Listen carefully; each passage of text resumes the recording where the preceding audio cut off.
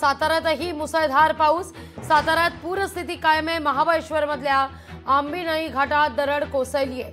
जिल्ह्यातील 11 पूल पाण्याखाली गेले आहेत। अनेक रस्ते खचले आहेत। अतिवृष्टीमुळे 5 घरांची पडझड आहे। अधिक माहिती घेण्याकरता थेट जाऊया आपले प्रतिनिधी इम्तियाज मुजावर यांच्याकडे। इम्तियाज, काय परिस्थिती? जी परिस्थिती कोल्हापूरमध्ये तीच परिस्थिती काहीशी सातारामध्ये सुद्धा पाहायला मिळते। नक्कीच लागवी, तुम्हाला पाहताना आश्चर्य वाटेल आता की सूर्यनारायणाचं दर्शन आता थेट 5 ते 6 दिवसानंतर त्या ठिकाणी घडलेलं आहे। माझ्या पाठीमागे आणि माझ्या अवतीभोवती तुम्ही पाहताय ऊन पडलेलं आहे। साताऱ्यात आज सकाळपासूनच पावसानं चांगलीच उघडीप दिलेली आहे। 6 दिवसानंतर सूर्यनारायणाचा लख असा उन्हाचा या ठिकाणी प्रकाश आपल्याला पाहावयास मिळतोय। मात्र डोंगर माथ्यावर, घाट माथ्यावर पावसाची परिस्थिती तशी असली तरी मात्र सकाळपासूनच पावसानं दिलासा दिलेला आहे। हवामान खात्यानं जसा अंदाज दिला होता तंतोतंत तसाच अंदाज आता सगळा खरा ठरलेला आहे। 6 ते 7 दिवसाचा पावसाचा अंदाज दिला होता आणि आज पावसाची उघडीप देखील दिली होती।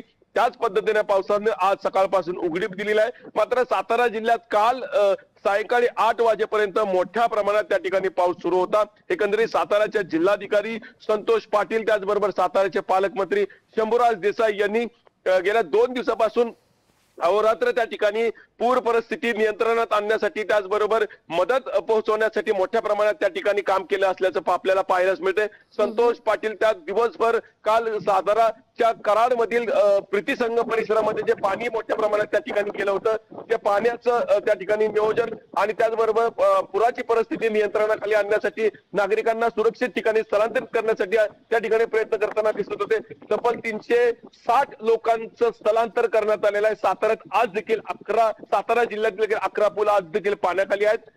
सकल भागात पाऊस थांबला असला तरी मात्र डोंगर पट्ट्यावर आणि डोंगर माथ्यावर त्या ठिकाणी पाऊस आहे आणि ह्याच पावसाचा फटका धरण क्षेत्रामध्ये जे पाणी जमा होते त्या धरणातून मोठ्या प्रमाणात पाणी हे विसर्ग करण्यात येत आहे। विशेष करून काल संध्याकाळी रात्री 8 वाजता 95,600 क्युसेक्स पाणी कोयना धरणातून विसर्ग करण्यात आलेला आहे।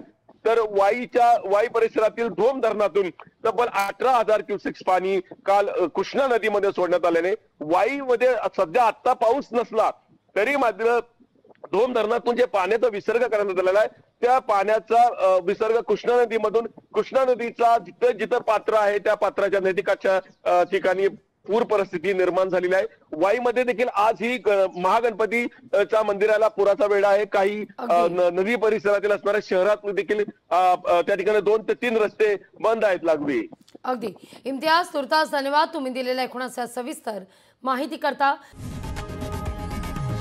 लोकशाही मराठी ऐका, पहा, जागरूक रहा।